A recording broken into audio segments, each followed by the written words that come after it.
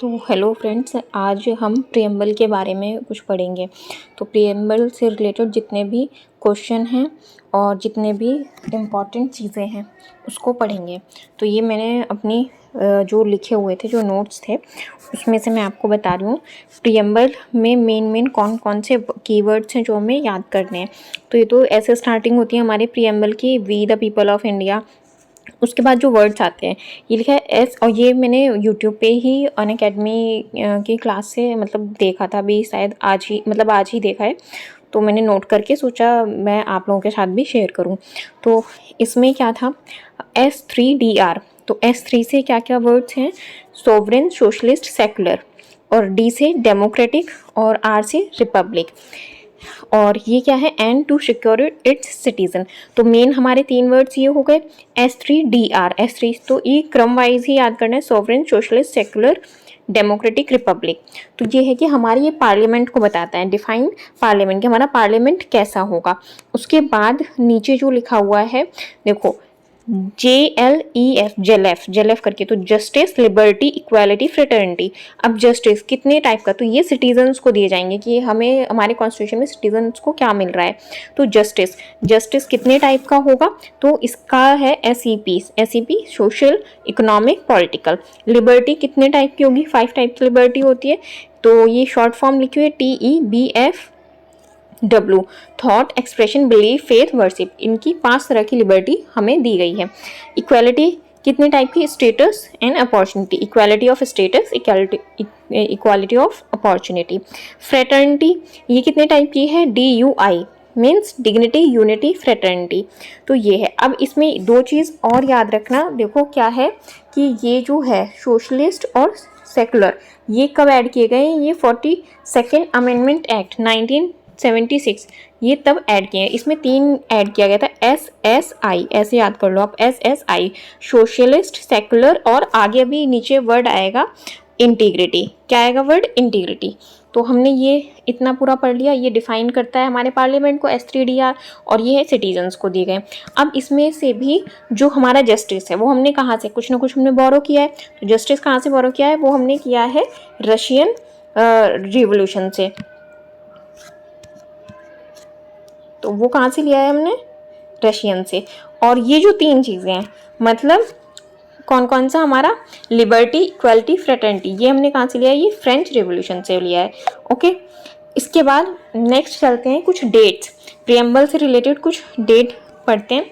तो सबसे पहली 9 दिसंबर, ये सारी डेट याद होनी चाहिए। 9 दिसंबर 1946, ये किस लिए है, इस यहाँ 9 तारीख को क्या हुआ था, फर्स्ट मीटिंग हुई थी संविधान सभा की।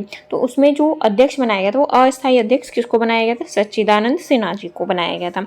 फिर उसके बाद दूसरी मीटिंग होती है हमारी 11 दिसंबर 1946, 11 दिसंबर 1946 को दूसरी बैठक होती है, और उसमें स्थायी अध्यक्ष कौन किसको चुना जाता है, वो डॉक्टर राजेंद्र प्रसाद जी को चुना जाता है। इसके बाद 13 दिसंबर 1946, तो ये जो प्रस्तावना, इसको बोलते हैं ऑब्जेक्टिव रिवोल्यूशन, इंग्लिश में रिजोल्यूशन, उद्देशिका, ये पेश होती है। और ये पेश कौन करते हैं, जवाहरलाल नेहरू जी पेश करते हैं।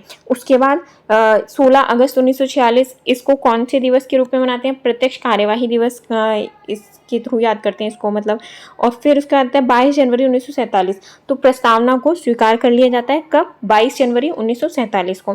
इसके बाद याद रखना है 22 जुलाई 1947, इसको क्यों याद रखना है, इस डेट को हमें, राष्ट्रीय ध्वज स्वीकार किया गया था इस दिन।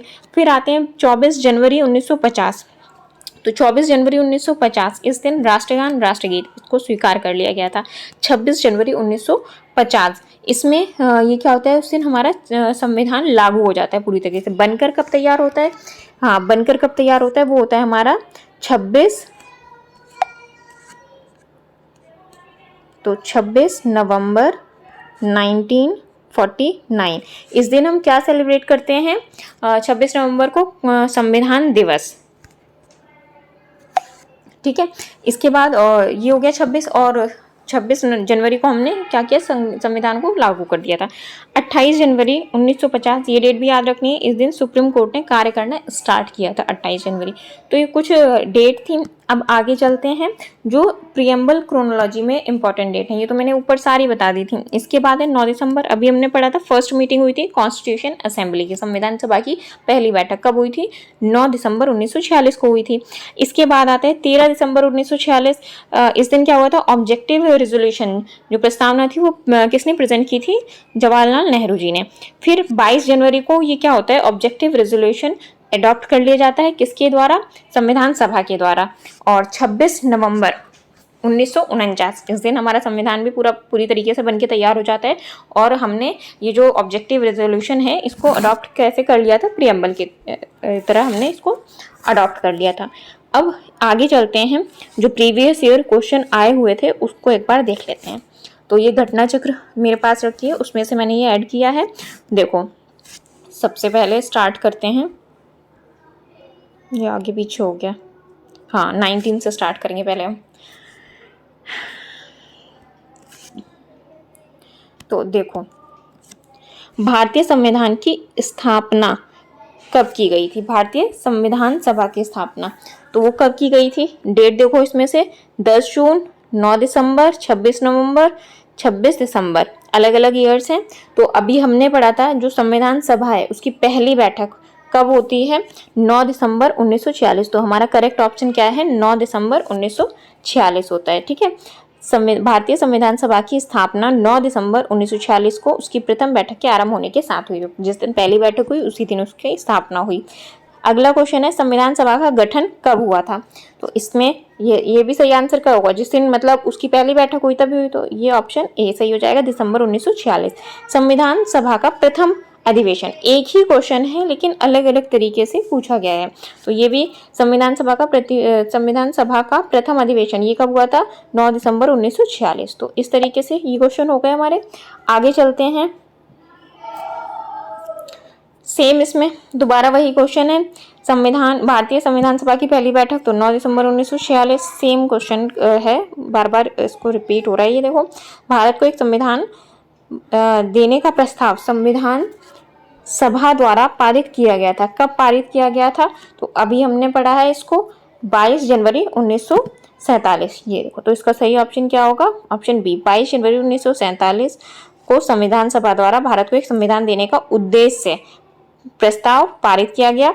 उद्देश्य प्रस्तावना को 13 दिसंबर को संविधान में पहले पेश कब किया गया था? ये 13 दिसंबर को पेश किया गया था, और आगे चलकर यही उद्देश्य प्रस्तावना का प्रारूप बने। ठीक है, तो हमने ये कर लिया। अब इसके बाद चलते हैं, संविधान सभा के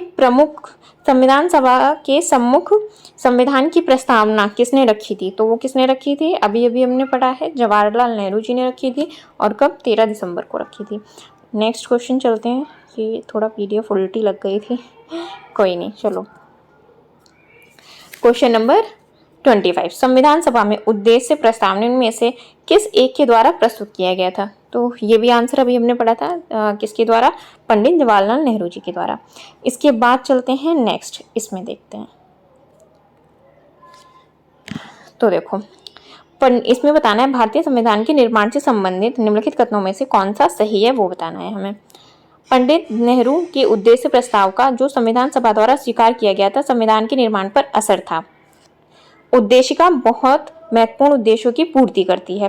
संविधान को भारत के लोगों ने आदेशित किया है। राज्य के मुखिया को लोग प्रत्यक्ष रूप से निर्वाचित करते हैं। तो इनमें से कौन कौन सा कथन सही है हमें वो बताना है। तो देखो, ये तो लिखा हुआ है सही कि we the people of India, starting ये तो संविधान को भारत के लोगों ने आदेशित किया है, ये सही है। उद्देशिका एक होता है, जैसे हम कोई भी शॉर्ट चीज़ लिख देते हैं तो ऊपर उद्देशिका इसीलिए लिखेगी कि हमारे कॉन्स्टिट्यूशन में क्या क्या होगा, तो उसको शॉर्ट तरीके से लिखा गया है। तो उद्देशिका बहुत महत्वपूर्ण उद्देश्यों को पूरी करती है, सही बात है।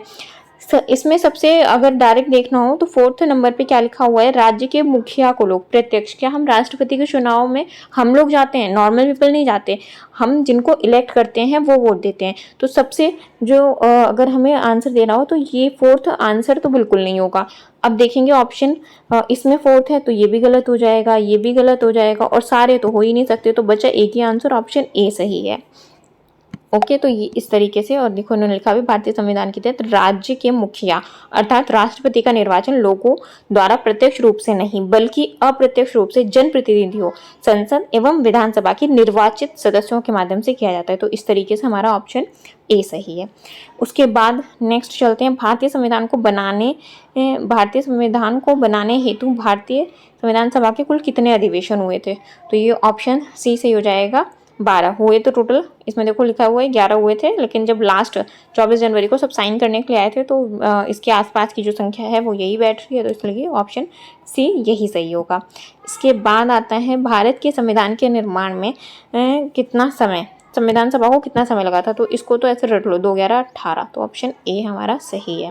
ठीक है, तो अगर ये सेशन अच्छा लगा है और मैंने सोचा आपके साथ भी शेयर करूं और ये वीडियो, ये टॉपिक अच्छा लगा है तो चैनल को लाइक करो और मतलब वीडियो को लाइक करो और सब्सक्राइब भी करो और बताना कमेंट करके कि कैसा है कैसा नहीं। तो इससे रिलेटेड ये हमने 10 क्वेश्चन किए जो प्रियम्बल से ही रिलेटेड हैं। आगे भी हम मॉडर्न हिस्ट्री के इसी तरह के टॉपिक वाइज क्वेश्चन लेके और मैं आपको हेल्प करती रहूँगी। तो अगर ये वीडियो अच्छी लगी है तो लाइक करें, शेयर करें और चैनल को सब्सक्राइब ज़रूर करें। Thank you.